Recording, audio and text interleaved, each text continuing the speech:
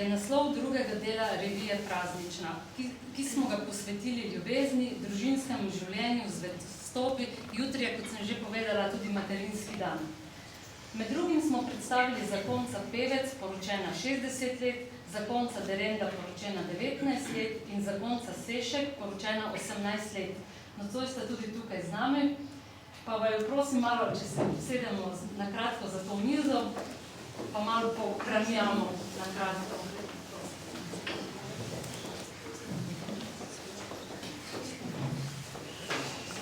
Zaupala sta, da je vajni recept za srečen zakon, kjer sta med drugim dejala Urša, jaz se upravičujem, mi se klikamo, ker se že toliko let poznamo. Urša, ti si zapisala, da te bom sprejela takega kot si in se ne bom trudila spreminjati tvojih navad. Zakaj se ti zdi to sprejemanje tako pomembno in kaj pravzaprav zahteva od tebe? Ja, prvo tudi to ni bilo tako težko, ne? Midva sva že zelo dolgo skupaj, začela sva hoditi kot fant in punca, ko sem imela jaz 16, Jure pa 17 let, tako da nisva bila še čisto oblikovana in potem sem ga jaz lahko po svoje oblikovala vsem tem času, ne? Svoja se hica, malo je pa tudi res in obratno najbrž, da drugega sprejemava že zelo dolgo in ker sva začela tako mlada, najbrž ni bilo niti toliko težav, jaz mislim, da je tudi temu to vzrok. In to dobro vpliva na vajni zakon. Dobro vpliva. Zdaj moramo pa, kaj pogovorimo zato, ker so tle najni prijatelji, ki se poznamo že več kot 20 let. Kot da zdaj bo to vse resnica. Kličate, a kimajo? Imate pa tudi 3 sinove. 3 fante, 17 let je ta največji Luka, potem pa Miha bo 14 in Jan 10 let drug teden. Tako da smo zdaj že godni, da imamo lahko tudi kuška in imamo en teden celo dolga kuška. Jure, ti si nas presenetil vse tako, ko smo brali in se pogovarjali svojo obljubo Urši, da boš glihen prav copata. Kaj zdaj to pomeni za takega suverenega moškega, kot te recimo poznamo mi poslušalci radija? Dokaz je zdaj to, da imamo en teden starega kuška. Sem jaz prišel zgovoril, ne psa pa ne, to pa ne, kuška pa res ne doma, nisem bil dovajen, s tega pa imamo. Tako da popustim. Jaz sem izraz copata uporabil, ker zveni tako zelo pleno, moško. Vemo, da ne, ampak hkrati se zavedam tudi, da ga verjetno ne razumem čist prav tega izraza. Upam, da ne.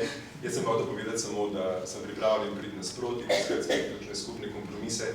Da vem, da je pač želja imeti en lep odnos, da ne rečem celo zakon, vedno nekako podkrepljeno v tem, da pripelje k pravemu cilju, da iščeš eno zmerno pot, da ne vztrajaš vedno pri svojem trmarjenju. Sem pa tudi toliko copata, recimo, da je, vi sta bile prvi v navezi za ta intervju in je Urša povedala, da se že pogovarjate, mi pokazala, kaj je sama spisala in sem bil super, ker še mene podpiše. Ampak pa sem moral še nekaj svojega dodati. Ključni besedi v vajnem zakonu sta, kakor sta zapisala, ogledalo in ustrežen.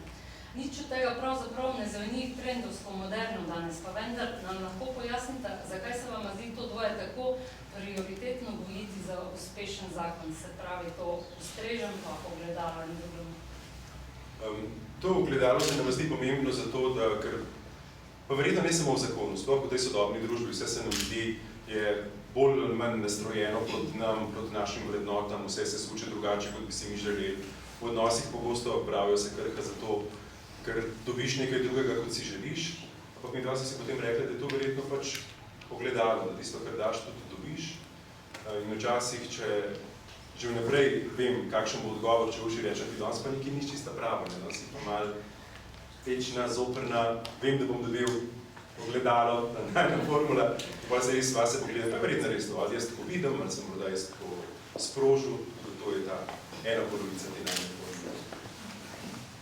Ja, druga stvar, ki se jo poskušava držati, je pa ta ustrežen. Oziroma, si najprej rečeva, kaj bo pa Juretu všeč. Ne bom gledala zdaj, da bo meni prioritetno, ampak pogledam, da bo Juretu. In obratno, seveda, če bi sem jaz podelala, najbolj ne bi dolgo šlo. Ja, se bi bilo fajn, če bi šlo. Ja, bi bilo fajn. In obratno, tako da to tudi kar funkcionira, ne? Ja. Ja.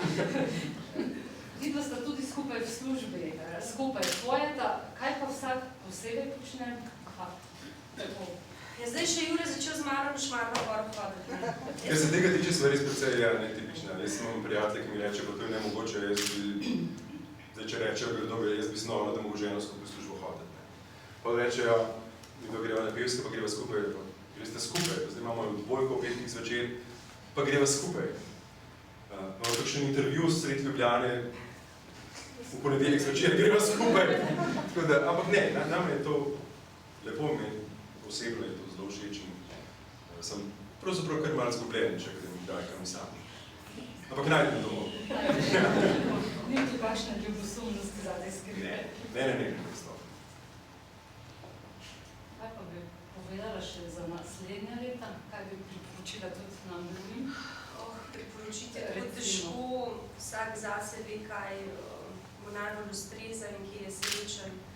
Midva si želiva vedno te najne ljubezni ne vzemava kot aksiom, da vedno bo tako, vedno se bova imela rada, vedno tako bova se razumela, ampak iz dneva v dan si rečeva Bogu hvala, da smo skupaj, da se imava rada, da smo zdravi in mislim, da tudi to zavedanje, da ni kar samo po sebi umevno, na ogenj moraš vedno nakladati, da boli. Midva nalagava, smo na ognjišču, tako da tam smo specialci za kurtvanje. Ker se nalaganja tiče, pa jaz to odvim od tega. Tako da si želiva, da bi ostalo. Jaz vama tudi želim, da bi dočakala tako kot sogovornika v reviji 60 let. Ja, zdaj vsega ne bomo izdali, še več teh obljub in receptov si lahko preberete v reviji. Še mogoče bi pa kaj dodala? Pesem kakšna? Jure, ti imaš vedno ta zadnja. Ne, kakšna, da, draga. Zdaj pa prosim, če nas skupaj krili, popeljete še v drug del večera. Hvala.